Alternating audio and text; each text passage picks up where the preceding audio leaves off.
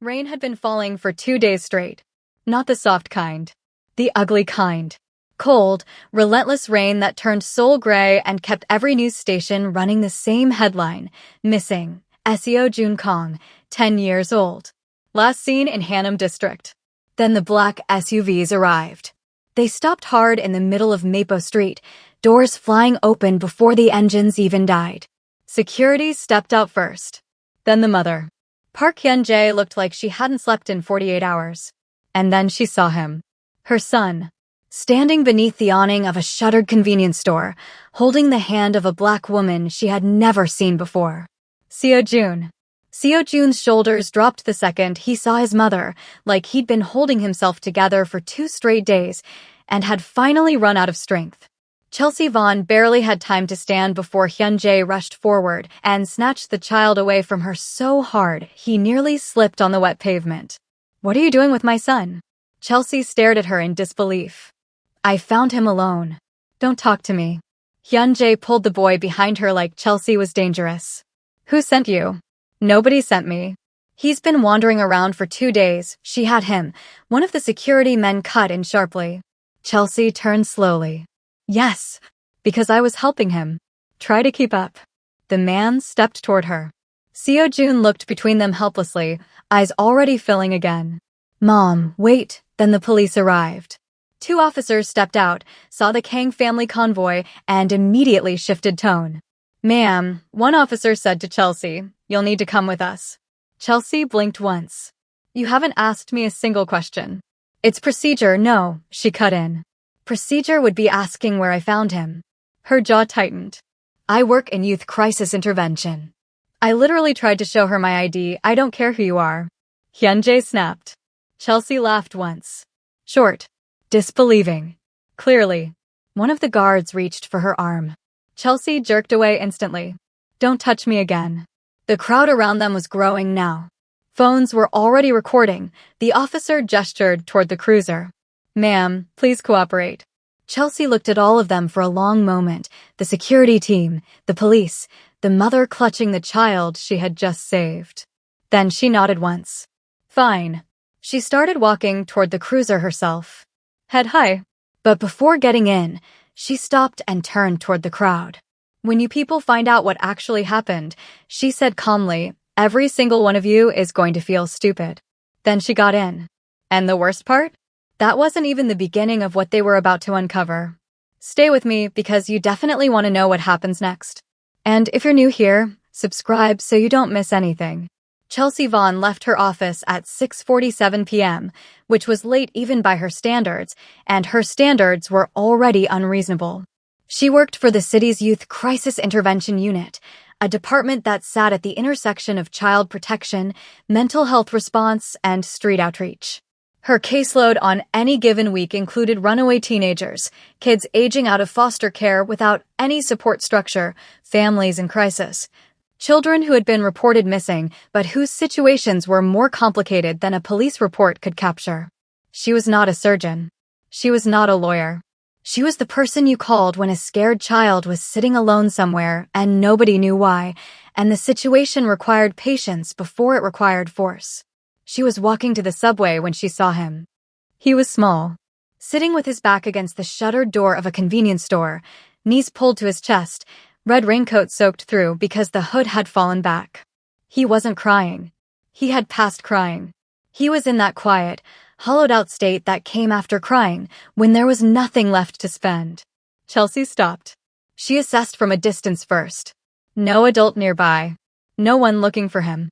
No bags, no phone, nothing. She noted the quality of his clothing under the mud and rain, the small brand details that said this child did not come from poverty. She noted the way his eyes tracked her when she approached, not with hope but with animal wariness. She crouched about 4 feet away. Not close enough to crowd him. Close enough to be heard. "Hey," she said. "I'm Chelsea. I work with kids. I'm not going to grab you or yell at you." He stared at her. "You don't have to talk," she said. "I'll just sit here for a minute." She sat on the wet pavement beside him. She didn't pull out her phone. She didn't call anyone. She just sat. 3 minutes passed. Then, "I'm cold." "I know," she said. "I am too, a little." Another silence. I got lost, he said. Very quietly. Like a confession. Yeah, Chelsea said. I figured it was something like that. I've been out here a long time. 2 days. His chin trembled. He nodded. Okay. She kept her voice even. Not dramatic. Not pitying. Just steady. My job is actually to help kids who are in situations like this one. So you found the right person. You're not police? No. I work with a different department. I help kids get back to their families safely. The word families did something to his face. My mom is going to be so scared, he said. She is, Chelsea agreed. And that's okay. It's okay for her to be scared. It means she loves you. Something in the steadiness of that statement seemed to reach him. He shifted closer. Not much, but enough. Over the next 40 minutes, slowly and carefully, she learned what happened. His name was Seo-jun. He'd gotten separated from his nanny during a public panic situation 2 days earlier, a crowd surge at a market. In the chaos, he'd run. He didn't know which direction. He found a hiding place and stayed there until dark, and by then he was too disoriented to find his way back. He had avoided strangers because strangers were what his parents had told him to avoid. He had waited for someone who felt safe. Why did I feel safe? Chelsea asked, genuinely curious. Seo-jun thought about this seriously. You didn't run toward me, he said. Everyone else either ignored me or came too fast. Chelsea had been in this work long enough to know that children were often the clearest readers of human behavior in any room. She pulled out her phone to call her department's emergency line and get the family notification process started through proper channels. That was when the SUVs arrived. Central Division smelled like damp uniforms and old coffee. Chelsea sat in the holding area and was not afraid because she understood systems well enough to know that systems failed regularly and that fear made failures worse. She was insulted.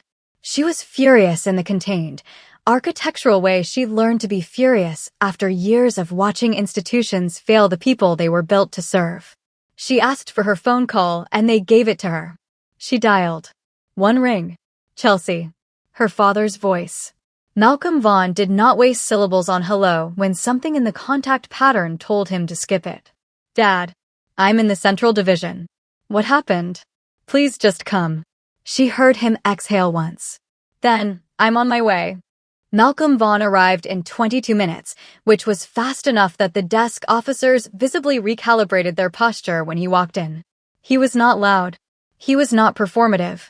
He had the particular quality of a man who had spent decades in rooms where decisions were made and had never once needed to raise his voice to be taken seriously. He went to Chelsea first. Nia. Her childhood nickname. He only used it when he was scared. What is this? Talk to me. She told him everything. Quietly and chronologically. The boy, the rain, the family's arrival, the security guard, the officers who'd made their minds up before they'd asked a single question. When she finished, Malcolm sat very still for a moment. Then he stood up. I want the ranking officer in this building, he said to the nearest desk officer. Right now, please. Not loudly. Not theatrically. But the ranking officer appeared within 4 minutes. Across the city, in a house that had been filled with controlled panic for 2 days and was now filled with the unwinding of it, Kang Ji-hoon arrived. He moved through the entrance without announcement, which was normal for him. His sister Sun-hee was sitting in the living room with Seo-jun curled against her side, a blanket over both of them, the boy asleep finally with the spent heaviness of someone who had been surviving for too long. The family's head of domestic security gave Ji-hoon the summary in the hallway. 30 seconds. Efficient. Ji-hoon went to his sister. How is he? He's fine. Sun-hee's voice broke slightly on the word fine. He's fine. He's here. He walked in and saw the boy and hugged and kissed him. How was he found? She told him about the woman. The black woman near the convenience store on Mapo Street. How she'd had Seo-jun's hand. How security had surrounded her, how the police had been called, how the whole scene had spiraled within minutes. Ji-hoon listened with the expression he wore when he was processing information carefully. Then Sun-hee said, almost as an afterthought, with the guilt already starting to surface on her face, the police detained her. The room got very quiet. They detained her, Ji-hoon repeated. She had him in her arms and she was. Did anyone ask why she had him? Sun-hee opened her mouth. Closed it. Did anyone ask her anything at all before they put her in that car? The silence answered. Ji-hoon's face did something then. Not an explosion. Not performance. The opposite. He went cold and completely still in a way that the people who knew him had learned to recognize as the most serious register he had. It was more unsettling than anger would have been. Which station? Ji-hoon. Which station, Sun-hee? Central Division, but please don't. He was already moving toward the door. At Central Division, Malcolm Vaughn had the ranking officer in a conversation that had stopped being a conversation and became an accounting. His voice never rose. It didn't need to. My daughter is a licensed youth crisis intervention specialist employed by the city, he said. She is trained specifically to recover children in distress. She found this child, maintained his safety, and was in the process of making an official report when your officers arrived and detained her without asking a single question. I would like you to explain to me which protocol authorized that. The officer was speaking. He was using words like procedure and given the circumstances, and we didn't have full information, and Chelsea sat and listened and let her father work, because Malcolm Vaughn in full precision was something worth watching. Then the station door opened. Kang Ji-hoon walked in. Officers straightened immediately. Then he saw her. And he stopped. Chelsea felt it before she understood it. Something in the back of her chest, like a key turning in a lock she'd forgotten, was there. She looked at him. He looked at her. The noise of the room became momentarily distant. You're the woman from Busan, he said. Chelsea's breath shifted. Her voice came out quieter than she intended. You survived. Malcolm Vaughn turned from the officer to look at his daughter. Every other person in the room had the same confused expression, the sensation of having walked into a scene that had started long before they arrived. 3 years earlier, Chelsea had helped save a wounded stranger at a private clinic in Busan. He'd arrived unconscious, bleeding heavily, surrounded by men who asked for discretion instead of explanations. Chelsea helped anyway. Near dawn, the man briefly opened his eyes and asked her one question. Why are you helping me? Chelsea hadn't looked up from what she was doing. Because you needed help. By morning, he was gone. She never expected to see him again. Ji-hoon crossed the room and the officers stepped back without being asked to. He stood in front of Chelsea and said, quietly, the charges are being dropped. I know, Chelsea said. My family. I know. He paused. Something moved across his face that wasn't quite discomfort. More like reckoning. I should have arrived sooner. Chelsea looked at him for a long moment. You weren't the one who handcuffed me, she said. That landed. He absorbed it without deflecting. Malcolm Vaughn looked at Ji-hoon with a slow, careful appraisal of a man deciding whether something was what it appeared to be. Ji-hoon met his eyes and didn't look away, which was the correct response, and Malcolm's expression shifted fractionally. Chelsea collected her things and walked out of the Central Division with her father. The night air hit her, and she breathed it in and let it out slowly. Behind her she heard footsteps. Chelsea. She turned. Ji-hoon had followed her out. He stood a few feet away, hands at his sides, jaw set in the way of a man who was not accustomed to the position he was currently in. The apology isn't mine to give on behalf of everyone, he said. But I'm giving it anyway. She studied him. The rain had stopped. The street was wet and quiet. I respect that you came, she said. And she meant it. The first call came 4 days later. Late. After 10. Chelsea was home and tired in the specific way that came from work that cost something emotionally, sitting on her couch with a cup of tea gone cold, when her phone lit up with a number she didn't recognize. She almost didn't answer. I wanted to make sure you got home safely, Ji-hoon said. The other night. I got home 4 days ago. I was working up to it. She almost smiled. Working up to asking if I got home? Working up to calling. She tucked her feet underneath her. I got home fine. Good. A silence. Not uncomfortable. You still talk like you're running an interrogation, she said. I've been told that. Does it work? Usually. Not particularly effective on me. No, he said. And she could hear something in his voice that she didn't quite have a name for. I noticed. The conversation lasted an hour and 20 minutes, which neither of them mentioned and both of them noticed. He asked her to dinner the following week. She had been expecting somewhere designed to impress her. Some high floor, city view, staff who materialized and disappeared like trained weather. Instead, he took her to a ramen place in a narrow side street that had 8 tables and no reservations and steam so thick from the kitchen that the windows were permanently fogged. The owner knew him by something other than his name, which Chelsea noted. "You come here often," she said. "When I want to think without anyone watching me do it." She looked around the small room. Nobody was watching them. Nobody recognized him. It occurred to her that this might be one of the only places in his life where that was true. They ordered. The food arrived and they ate. "Tell me something true about your work," she said. He looked at her. "My family handles complicated situations." "That sounds illegal." The corner of his mouth moved. Not quite a smile yet. The first movement toward one. "It's a wide category. So it is illegal." That was when he actually smiled.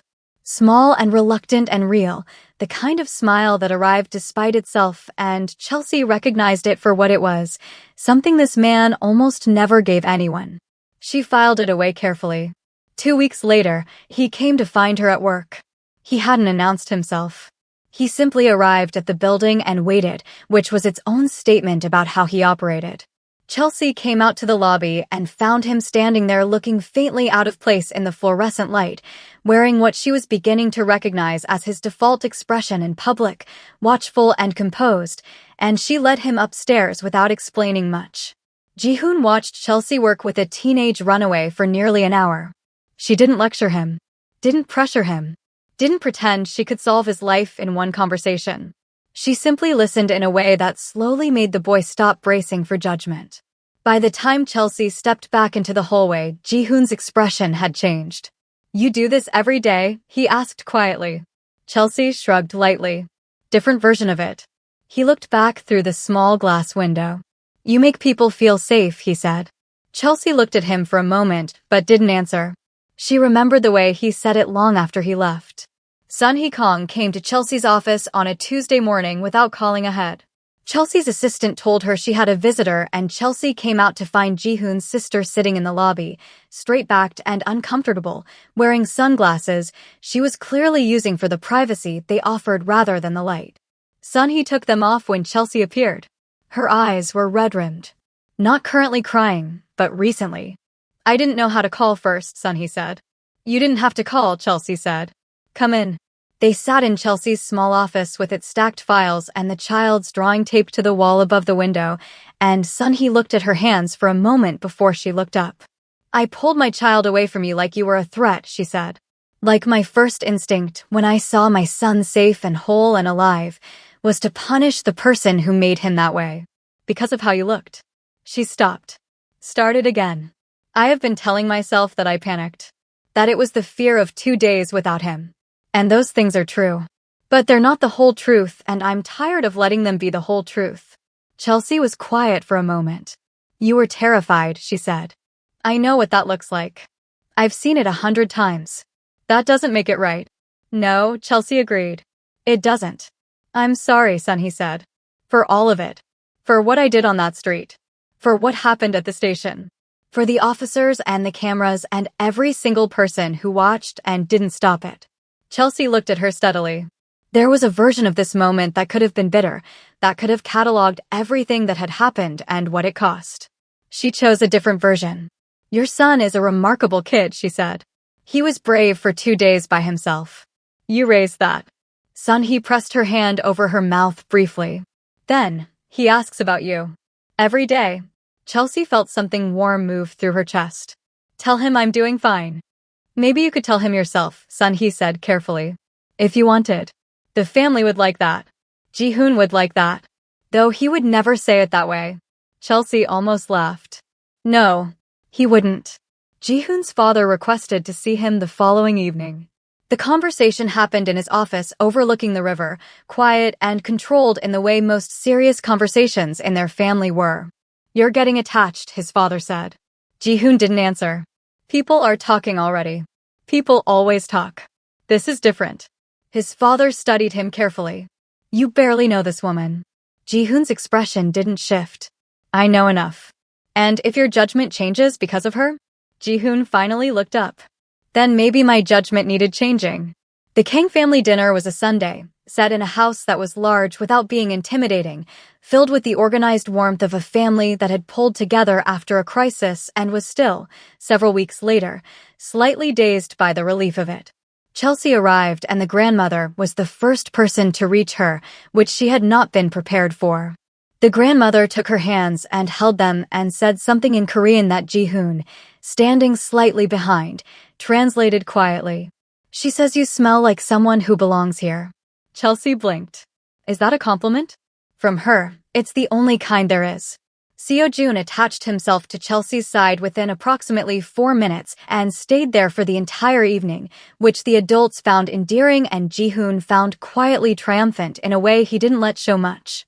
Chelsea talked with the grandmother through Ji-hoon's translations, ate more than she planned to, and found herself at the center of a family's effort to recalibrate, to integrate, to make something right in the only way families knew how, which was to cook too much food and refuse to let you leave.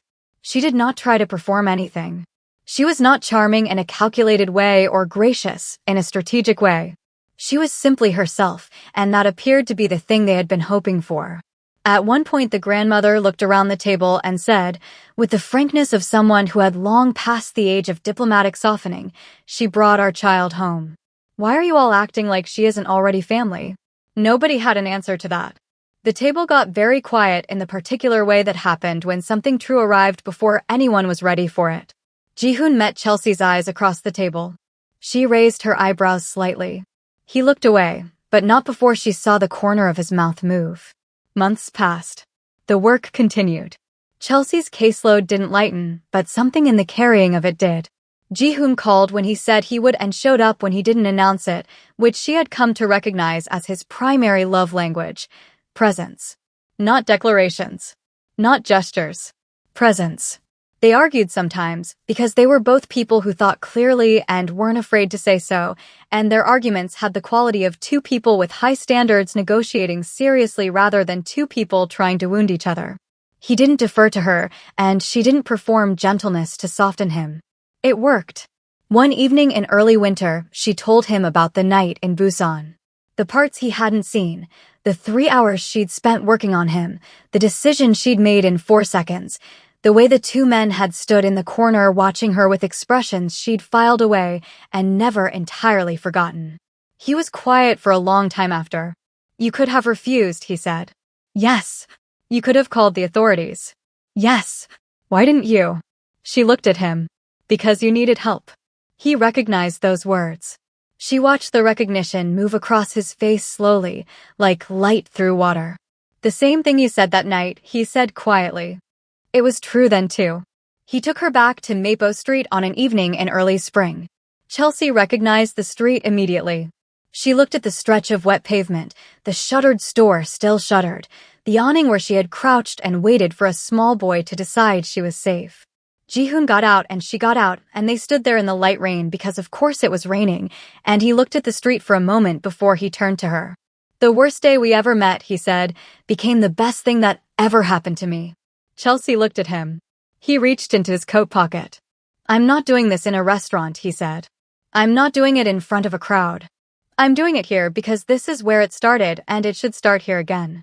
The ring was simple and serious and exactly what she would have chosen. She cried. Not from weakness. Not from surprise. From the full weight of everything it had taken to arrive at this exact moment, this exact street, this exact man standing in the rain without a single performance in him, just truth. She said yes before he finished the question. The wedding happened 3 months later. Before the ceremony, in the small room where Chelsea was waiting, the door opened and Sun-hee came in. She had Chelsea's veil in her hands.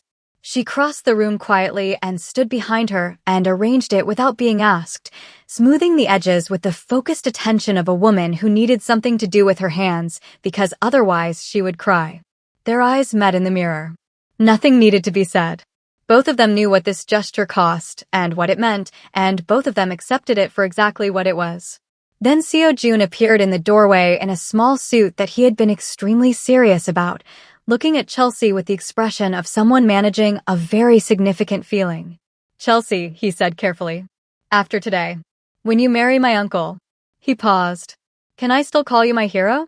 Chelsea turned and crouched to his eye level, which was exactly what she had done the first time she had ever seen him, on a wet pavement outside a shuttered store. "You can call me both," she said. He nodded solemnly, like a contract had been signed. The music began, and Chelsea Vaughn walked toward the rest of her life with her head high, the way she had walked out of Central Division on the worst night, the way she had walked into every room that had ever tried to make her smaller. Not performing bravery, simply possessing it. And Chelsea Vaughn walked toward the rest of her life with her head high, the same way she had walked into every room that ever tried to make her smaller. This time, she wasn't walking alone. If this story stayed with you, you know what to do next. Subscribe and turn on your notifications so you don't miss any story. But tell me, would you have trusted her that day if you were the one holding that child? Because sometimes the people the world misunderstands are the same ones holding everything together.